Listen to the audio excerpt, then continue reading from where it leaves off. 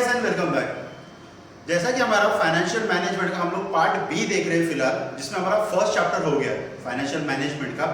आज हम लोग सेकंड चैप्टर से स्टार्ट करते हैं विच इज फाइनेंशियल मार्केट, बराबर है। और ये बिजनेस स्टडी का सबसे इंपॉर्टेंट और सबसे ज्यादा इंटरेस्टिंग चैप्टर होने वाला है, बराबर है, क्योंकि इसमें बहुत सारी जो चीजें आप लोगों को सीखने को मिलेंगी और वो डिपेंड करता है कि आप लोग कितना सीखने में इच्छुक हो, बराबर है। बहुत सारी चीजें जैसे स्टॉक मार्केट से रिलेटेड सारी चीजें, मतलब सारी तो नहीं बोल सकता, बट एटलीस्ट आप लोगों को थोड़ा बहुत स्टॉक मार्केट का आइडिया आ जाएगा। जिन लोगों को कि फ्यूचर में, मतलब जिन लोगों को फ्यूचर में स्टॉक मार्केट में करियर करना है या एक्चुअल में स्टॉक मार्केट या शेयर बाजार होता क्या है, क्योंकि हम लोगों ने जनरली सुनते हैं हमारे पेरेंट्स से कि यार किसी दोस्तों से कि हम ये जो स्टॉक मार्केट है या शेयर मार्केट है ये सट्टा बाजार है, बराबर है, सट्टा बाजार है, पर ऐसा नहीं है, बराबर है। डिपेंड करता है, बहुत सारे लोग हैं जो भैया थोड़ा अमाउंट से बहुत करोड़पति भी बने, बराबर है, कुछ कुछ लोग हैं जो करोड़ से रोड पे भी आ गए, डिपेंड करता है। अब देखिए सिंपल दो तरीके के लोग होते हैं स्टॉक मार्केट में, बराबर है। एक जो लोग दूसरों के कहने पे पैसा लगाते हैं, भैया इसने बोल दिया कि भैया यहाँ पैसा लगाते तो लगा दिया, डूब गया सो डूब गया। और दूसरा एक पर्सन रहता है जो सारी चीजों को समझ के खुद डिसीजन लेके पैसा इन्वेस्ट करता है। अब सारी चीजें कैसे समझेगा वो, मतलब क्या करना पड़ता है उसमें, तो मैंने आप लोगों को पहले भी बताया था, आप लोगों को एनालाइज करना पड़ता है। जैसे कि आप लोगों को अकाउंटेंसी में एक चैप्टर है एनालिसिस का, उसमें मैं और डिटेल में समझाऊंगा किस तरीके से एनालाइज किया जाता है, बराबर है। तो दो तरीके के पर्सन होते हैं, दूसरा जो पर्सन रहता है वो एनालाइज करता है कि भैया ये कंपनी का शेयर लेना बेटर रहेगा या नहीं। दो तरीके के एनालिसिस होते हैं, एक फंडामेंटल और एक टेक्निकल। फंडामेंटल एनालिसिस मतलब क्या कि जिसमें हम लोगों को बैलेंस शीट पढ़ते आना चाहिए, और आप लोग तो कॉमर्स स्टूडेंट हो, आप लोग तो इतने लगे कि आप लोगों को पता है कि भैया बैलेंस शीट होता क्या है। बहुत सारे लोग जो स्टॉक मार्केट में आते हैं उन लोगों को तो ये भी नहीं पता कि what is mean by balance sheet या what is mean by PNL account. आप लोगों को तो ये सारी चीजें पता है कि भैया पीएनएल अकाउंट क्या होता है, बैलेंस शीट क्या होता है और किस तरीके से बनाया जाता है, बराबर है। आप लोग इस बारे में वाकई में आप लोग लगे हो कॉमर्स वाले, ठीक है। तो अब आप लोगों के ऊपर डिपेंड करता है कि हम जो ये चैप्टर पढ़ने वाले हैं फाइनेंशियल मार्केट, इसमें आप कितना इंटरेस्ट दिखाते हो, राइट। तो हम लोग ये जो चैप्टर है इसमें थोड़ा लंबा हो सकता है ये, क्योंकि मैं बहुत सारी जो चीजें है ना वो इसमें जनरल नॉलेज की कुछ चीजें मैं बताने वाला हूँ। बुक्स में भले ही ना हो, पर भैया हम लोगों का मेन मोटो रटना नहीं है, चीजों को समझना है, बराबर है। और बिजनेस फाइनेंस मैंने पहले बताया था कि भैया उन लोगों के लिए सबसे बेटर है बिजनेस फाइनेंस जिन लोगों को फ्यूचर में या तो बिजनेस करना है या एमबीए करके कोई फाइनेंशियल फील्ड में जाना है, राइट। तो चलिए हम लोग विदाउट वेस्टिंग ऑफ टाइम हम लोग आज का जो चैप्टर है हमारा फाइनेंशियल मार्केट वो स्टार्ट करते हैं, ठीक है। चलिए शुरू करते हैं।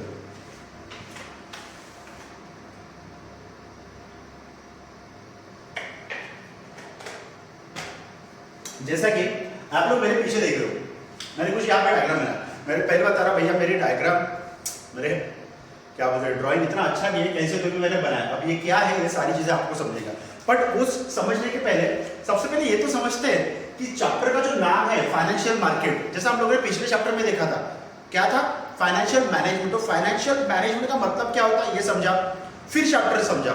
अब सबसे पहले समझते हैं कि what is mean by financial market. Finance मतलब समझता पैसा, मार्केट मतलब बाजार। हम लोगों ने एक मार्केट हम लोगों को बताया, कौन सा मार्केट, सब्जी बाजार। क्या होता है सब्जी बाजार में, क्या बहुत सारे बायर्स आते हैं, बहुत सारे सेलर्स आते हैं, आपस में गुड्स मतलब क्या बोलते हैं, सेलर सब्जी बेचेगा, बायर पैसे देगा और अपने अपने घर वापस चले जाएंगे, राइट। ये रहता है सब्जी मार्केट, बराबर है। मार्केट हम लोगों ने देखा होगा, बहुत लोग गए भी होंगे मार्केट में। बट फाइनेंशियल मार्केट क्या रहता है, पैसों का बाजार। अगर शुद्ध हिंदी में समझा जाए तो फाइनेंशियल मार्केट मतलब फाइनेंशियल, पैसों का बाजार। अब पैसों का बाजार मतलब क्या, चलिए समझते हैं, ठीक है। देखिए क्या बोला फाइनेंशियल मार्केट का डेफिनेशन अगर समझते हैं, क्या बोला है, it is a market in which people trade in financial security. देखिए मैं जो भी वर्ड को सर्कल कर रहा हूं ना वो इंपॉर्टेंट वर्ड है, वो आपके डेफिनेशन में आने चाहिए, ठीक है। क्या बोला है, it is a market in which people trade in financial securities. मतलब फाइनेंशियल मार्केट एक ऐसा मार्केट है जहां पे लोग ट्रेड करते हैं।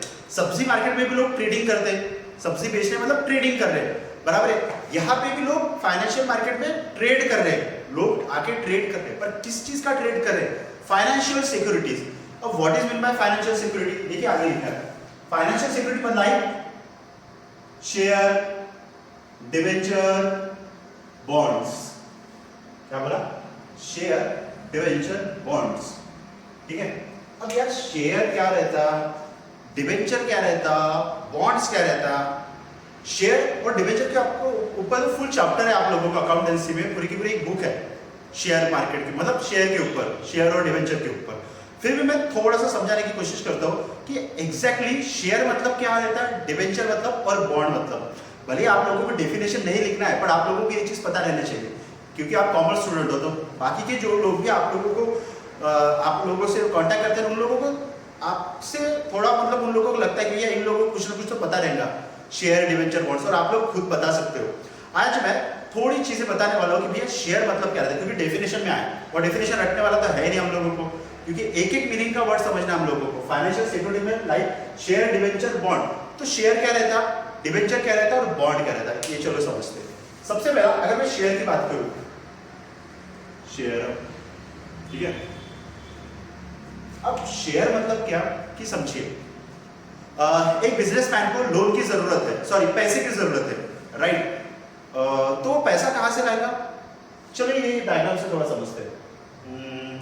ये टाटा स्टील है जो एक बिजनेस है, इसको पैसे की जरूरत है, तो ये पैसा कहां से लाएगा, एक तो बैंक से लाएगा पैसा, राइट, या तो फिर स्टॉक मार्केट से, मतलब फाइनेंशियल मार्केट, जो बॉम्बे स्टॉक एक्सचेंज, आप लोगों ने बड़ी सी बिल्डिंग देखी होगी, कई बार न्यूज में दिखाते हैं बॉम्बे स्टॉक एक्सचेंज की, बराबर, बीएससी की बॉम्बे में, ठीक है।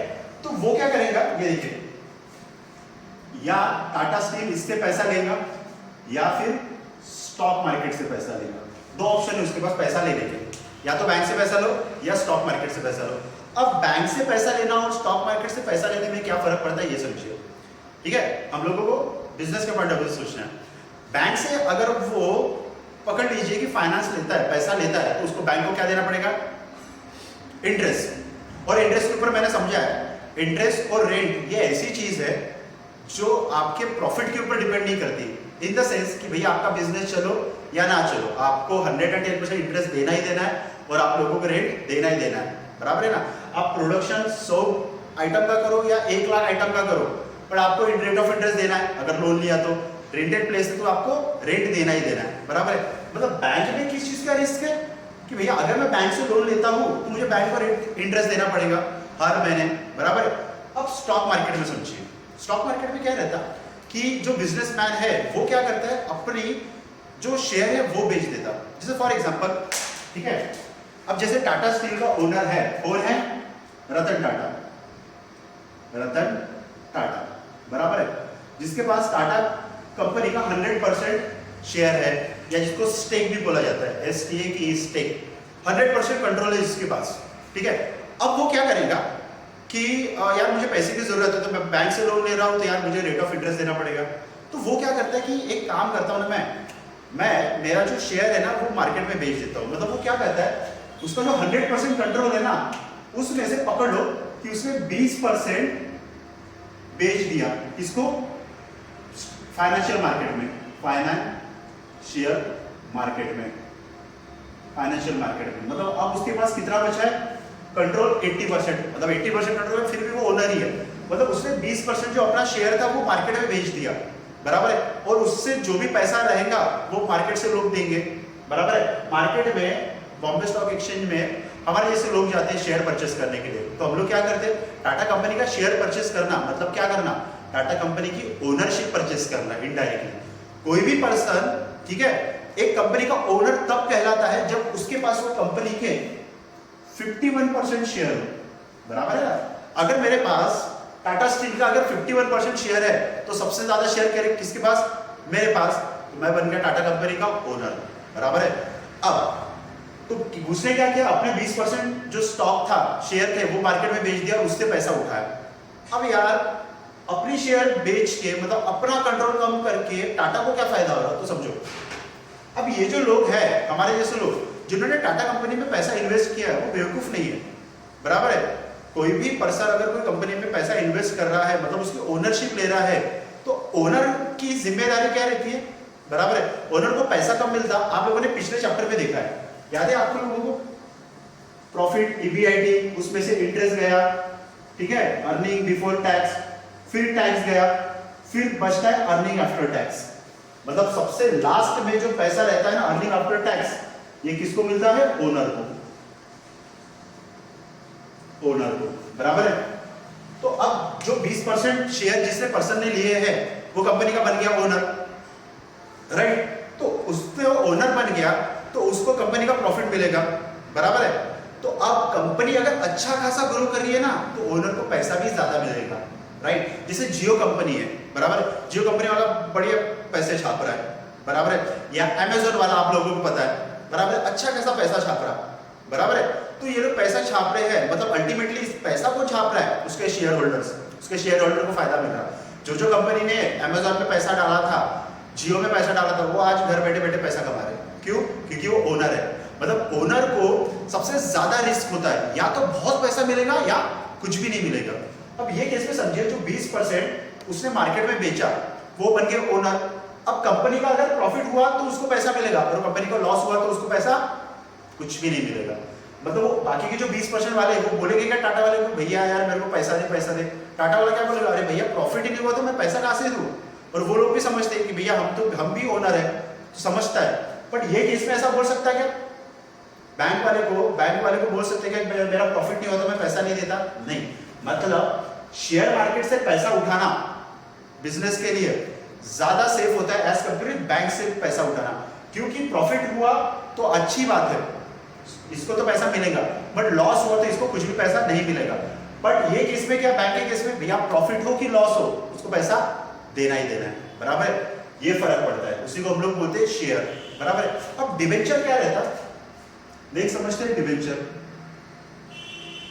डिबेंचर एक तरीके का लोन होता है। आप लोग कभी भी डिबेंचर देखोगे ना तो उसके आगे परसेंटेज दिया होता है, कोई भी कुछ भी परसेंट रह सकता है, जैसे 8% है, 9% है, 10% है। अब ये चीज ध्यान में रखना हमेशा, क्योंकि आप लोगों को डिबेंचर चैप्टर पढ़ना है 12th में अकाउंटेंसी में। अब ये जो परसेंटेज है डिबेंचर, मतलब डिबेंचर ऐसा नहीं रहता है जैसे शेयर होल्डर ऐसा रहता है नाम, पर डिबेंचर का नाम ऐसा नहीं रहता। डिबेंचर होल्डर ऐसा नहीं, 8% डिबेंचर होल्डर, 9% डिबेंचर, मतलब डिबेंचर के आगे परसेंटेज लिखा होता है। और वो परसेंट क्या बताता है? Rate of interest, rate of interest. अब रेट ऑफ इंटरेस्ट मतलब क्या कि भैया डिबेंचर होल्डर भी सेम मार्केट से, डिबेंचर होल्डर एक तरीके का लोन होता है, बराबर है। लोन होल्डर, डिबेंचर होल्डर मतलब लोन होल्डर। मुझे पैसे की जरूरत है, बराबर है, पर मैं किसी को यार कंपनी का ओनर नहीं बनाना चाहता, मेरी इच्छा नहीं है किसी को ओनर बनाने की। जैसे एक केस में देख लो कि टाटा कंपनी ने ऑलरेडी 20% लोगों को ओनर बना दिया, बराबर है, 20% अपना शेयर बेच दिया, और 80% उसके पास है, उसको और पैसे की जरूरत है, तो वो क्या और शेयर कम करेगा क्या अपना? नहीं। तो वो क्या करता है, मार्केट से लोन लेता है, मार्केट से लोन लिया, बैंक से नहीं, मार्केट से लोन लिया। अब मार्केट से लोन लेता है तो जो भी पर्सन उसको लोन देते हैं वो कंपनी का ओनर बनेगा क्या? नहीं। जो भी पर्सन लोन देता है उसको सिर्फ इंटरेस्ट से मतलब है, बराबर है। जैसे बैंक अगर लोन दे रहा है तो बैंक को क्या मतलब है? इंटरेस्ट से। उसी तरीके से मार्केट से जो भी बिजनेस में पैसे देगा एज अ लोन के तौर पे, वो ओनर तो बनेंगे नहीं, तो वो क्या बनते हैं? Debenture holder. और उनको एक फिक्स अमाउंट ऑफ इंटरेस्ट मिलता है कंपनी की तरफ से। जैसे ये है 8%, मतलब अगर किसी ने 100 रुपए डाला तो हर साल उसको 8 रुपए में इंटरेस्ट दूंगा मैं, मतलब कौन? टाटा स्टील की मैं बात कर रहा हूँ, राइट। तो उसको बोलते हैं हम लोग debenture holders, right. I also आपको समझाओ डिबेंचर होल्डर्स क्या। अब एक रहता है बॉन्ड और एक रहता है बॉन्ड। अब बॉन्ड आप लोगों ने सुना होगा, कौन सा bond? James bond. James bond की बात नहीं हो रही है, ठीक है। ये बॉन्ड कुछ अलग चीज है। इसमें क्या रहता है बॉन्ड में, ठीक है, जनरली ये जो बॉन्ड्स वगैरह है ना, ये गवर्नमेंट के लोग, गवर्नमेंट की जो कंपनी है वो इश्यू करती है। इसको गवर्नमेंट सिक्योरिटीज भी कहा जाता है, बराबर है। गवर्नमेंट सिक्योरिटीज जहाँ पर बहुत सारे लोग पैसा इन्वेस्ट करते हैं, क्योंकि गवर्नमेंट का है, रिस्क फैक्टर कम है। जैसे हम लोगों को गवर्नमेंट जॉब चाहिए बहुत सारे लोगों को, क्योंकि रिस्क फैक्टर कम है। उसी तरीके से मार्केट में जब कभी भी गवर्नमेंट अपने बॉन्ड इशू करता है तो बहुत सारे लोग उसको लेने के लिए अप्लाई करते हैं। तो बॉन्ड होता क्या है ये समझो। बॉन्ड में क्या रहता है कि जैसे फॉर एग्जांपल कंपनी आप लोगों से पर्टिकुलर अमाउंट मांगती है, बराबर है। जैसे पकड़ लीजिए एक बॉन्ड है, बॉन्ड मतलब एक सर्टिफिकेट है, ठीक है, जिसके ऊपर प्राइस लिखा है 100 रुपए, 100 रुपए का एक बॉन्ड है, बराबर है। तो बॉन्ड जब भी कंपनी स्टॉक मार्केट में देंगी, इशू करेंगी, तो जो भी पर्सन है जो बॉन्ड परचेस करेगा, तो उसको बॉन्ड के बदले में जो भी पैसा है उतना पैसा नहीं देना पड़ता। हो सकता है उसको ये जो बॉन्ड के ऊपर लिखा है, ओ सॉरी लाइट चली गई, एक मिनट।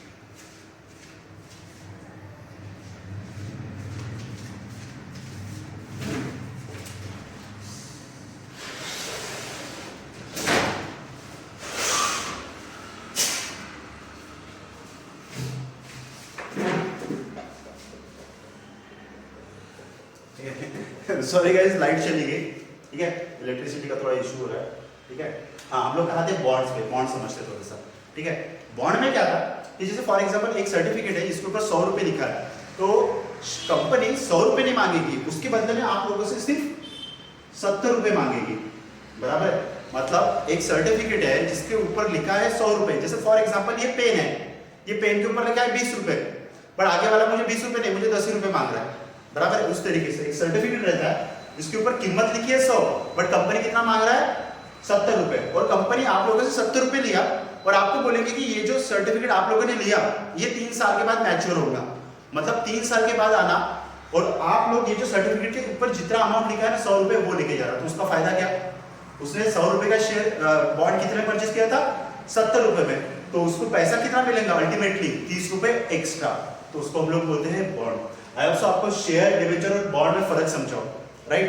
अब नेक्स्ट देखिए, ये तो हो गया फाइनेंशियल मार्केट का डेफिनेशन कि भैया ऐसा मार्केट जहां पे ट्रेड होता है। ये जो फाइनेंशियल मार्केट है क्या क्या चीजों में ट्रेड करेगा? ये या तो शेयर में, या डिबेंचर में, या बॉन्ड्स में। आई होप सो आपको शेयर, डिबेंचर और बॉन्ड्स तीनों में फर्क समझाओ, राइट? नेक्स्ट देखिए, नेक्स्ट कुछ फंक्शंस दिए, ठीक है, कि भैया फंक्शंस ऑफ फाइनेंशियल मार्केट, कि भैया फाइनेंशियल मार्केट के फंक्शंस क्या है। जैसे पहला बोला मोबिलाइज सेविंग। मोबिलाइज सेविंग का मतलब समझिए, it can transfer of money from saver to investor. अब समझिए, ये मैं मिटा रहा हूं थोड़ा सा, ये डायग्राम से समझा रहा हूं मैं आप लोगों को। ठीक है, क्या बोला?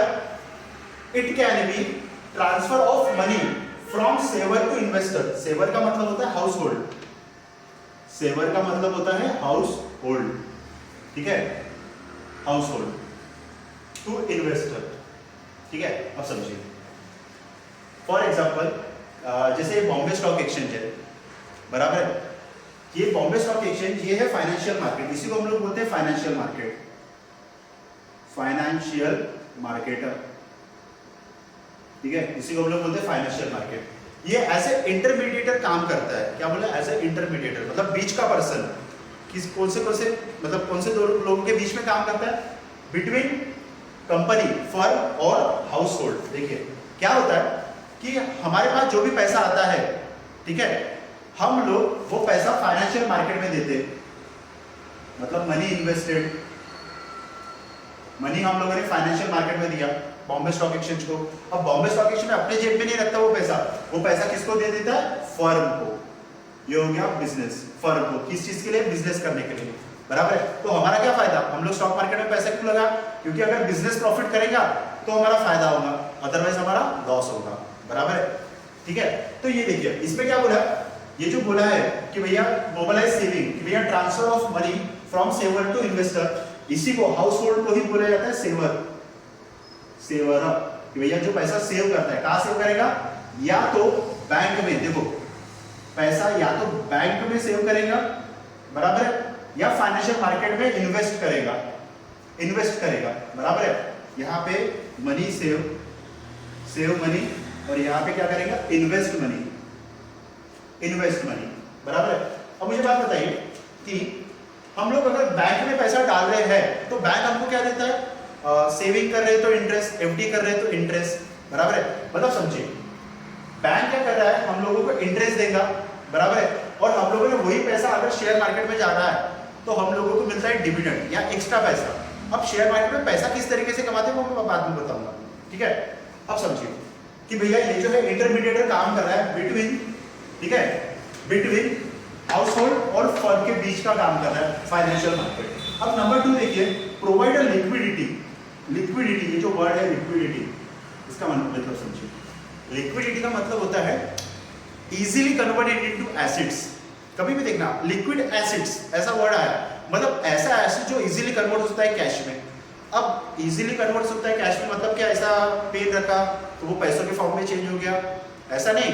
लिक्विड एसेट मतलब जिसको बेच के जल्दी बेच के हम लोग पैसा कमा सकते हैं। तो फॉर एग्जांपल मुझे पकड़ लीजिए कि मुझे कुछ फाइनेंशियली क्राइसिस है, कुछ फाइनेंशियली इशू हुआ, तो हम लोगों के घर में क्या रहता है, हम लोगों को पता है हर इंडियन के घर में एक चीज रहता है सेफ साइड के लिए, क्या? गोल्ड, बराबर है। अब गोल्ड को लिक्विड एसेट्स क्यों बोला जाता है? कि भैया अगर इमरजेंसी हुआ तो हम लोग वो मार्केट में जाके बेच के पैसा निकाल सकते हैं, बराबर है। जैसे फॉर एग्जांपल मेरे पास अभी पकड़ लो 2 लाख का गोल्ड है, मतलब जिसका वास्तविक जीवन से कोई भी संबंध नहीं है। पकड़ लीजिए मुझे 2 लाख की जरूरत है, तो मैं क्या करूंगा, मेरा गोल्ड मार्केट में बेचूंगा और पैसा ले लूंगा। बट अगर मेरे पास अगर गोल्ड नहीं है, मेरे पास 2 लाख का लैंड है, तो मुझे अगर इमरजेंसी में पैसे की जरूरत पड़ी तो मैं एक दिन में लैंड बेच सकता हूँ क्या? नहीं। मुझे क्या करना पड़ेगा? सबसे पहले बायर ढूंढना पड़ेगा, फिर उसको कन्विंस करना पड़ेगा, फिर बहुत सारे डॉक्यूमेंटेशन फुलफिल करने पड़ेंगे, मतलब 1 महीना तो ऐसा ही चलेगा। समझ में आ रहा है? मतलब लिक्विड एसेट मतलब ऐसे एसेट जो हम लोग रातों रात बेच सकते हैं। एक तो रहता है गोल्ड, हम लोगों को पता है, और दूसरा रहता है शेयर्स। शेयर्स पे आप कभी भी बेच सकते हैं, बराबर है भैया। आपको कभी भी जरूरत पड़ी पैसों की तो आप इजीली उसको बेच सकते हैं और 100% उसके बायर मिल जाते हैं। इसीलिए क्या बोला है कि फाइनेंशियल मार्केट लिक्विडिटी प्रोवाइड करता है of to financial assets. Financial assets can be easily converted to cash. Financial assets का मतलब यही है, इसी को हम लोग बोलते हैं फाइनेंशियल एसेट्स, जिसको हम लोगों ने फाइनेंशियल सिक्योरिटी बोला था ना, इसी को हम लोग बोलते हैं फाइनेंशियल एसेट्स, राइट। इसी को हम लोग बोलते हैं फाइनेंशियल एसेट, मतलब जो इजीली हम लोग बेच सकते हैं मार्केट में और पैसा जनरेट कर सकते हैं, राइट। नेक्स्ट देखिए, नेक्स्ट बोला है reduce the cost of transaction. For example आप लोग अगर बिजनेस कर रहे हैं तो आपको सबसे पहले बायर ढूंढना पड़ेगा। भैया मुझे बेचना है तो मुझे बायर ढूंढना पड़ेगा, मुझे एक शॉप लेना पड़ेगा, बराबर है, फिर शॉप का रेंट देना पड़ेगा, बहुत सारे खर्चे, बराबर है। मतलब मुझे अपना सामान बेचने के लिए बहुत सारे खर्चा करना पड़ता है, फिर जाके मेरा सामान बिकेगा, बराबर है। बट स्टॉक मार्केट में आपको कुछ भी करने की जरूरत नहीं है, आपका हाथों हाथ सामान बिक जाता है। क्या बोला इसमें? It reduce the cost of transaction, मतलब स्टॉक मार्केट आपका टाइम सेव करता है और मनी भी, of both buyer and seller for finding each other. मतलब ये जो फाइनेंशियल मार्केट है ना, ये आप लोगों को बायर और सेलर ढूंढ के देता है, बराबर है। मतलब आपको कहीं जाने की जरूरत नहीं। आपको अगर एक शेयर बेचना है ना, बस आपको बताना पड़ता है कि आपको ये शेयर कितने का बेचना है। जैसे टाटा स्टील का मेरे पास शेयर है, पकड़ लो 100 रुपए में मैंने परचेस किया था और मुझे बेचना है 110 रुपए में, तो मैं बता दूंगा फाइनेंशियल मार्केट में कि भैया मुझे 110 में बेचना है। तो अब ये किसकी जिम्मेदारी है? फाइनेंशियल मार्केट में, कि भैया 110 का बायर ढूंढे, बराबर है। और जैसे 110 का बायर मिल गया वैसा आपका शेयर सेल, भैया वो शेयर बायर को चले जाएगा और सेलर को पैसा आ जाएगा, खत्म। समझ में आ रहा? ये काम रहता है, बराबर है। तो ये 3 पॉइंट है जो फंक्शंस थे फाइनेंशियल मार्केट में। नेक्स्ट है टाइप्स ऑफ फाइनेंशियल मार्केट। इसमें 2 टाइप है, money market, capital market. Capital market में भी 2 है, प्राइमरी और सेकेंडरी। अब ये जो टॉपिक है ये हम लोग नेक्स्ट इसमें देखेंगे कि भैया ये एक्चुअल में होता क्या है, मनी मार्केट क्या होता है, फाइनेंशियल मार्केट क्या होता है, राइट। तो चलिए गाइस, आज हम लोग यहीं पे समाप्त करते हैं। नेक्स्ट जो टॉपिक रहेगा उसमें हम लोग ये टाइप्स देखेंगे फाइनेंशियल मार्केट का, राइट। चलिए ये नोट डाउन कर लीजिए। आज के लिए इतना ही। अब हम लोग कुछ न्यू टॉपिक पढ़ेंगे इसमें जो फाइनेंशियल मार्केट और कैपिटल मार्केट से रिलेटेड रहेगा। आप लोगों को चीजें समझाऊंगा, ठीक है। बीच में थोड़ा इंटरप्शन हुआ, इलेक्ट्रिसिटी चली गई थी, ठीक है। अब थोड़ा बहुत तो चलते ही रहता है, ठीक है। आप लोगों को थोड़ा बहुत टॉपिक समझाओ और आपके कंसेप्ट थोड़े बहुत क्लियर हुए, ठीक है। और भी बहुत सारी चीजें इसमें समझने के लिए, ठीक है। तो चलिए गाइस, नेक्स्ट सेशन में मिलते हैं विद न्यू टॉपिक। आज के लिए इतना ही। Good bye and see you tomorrow.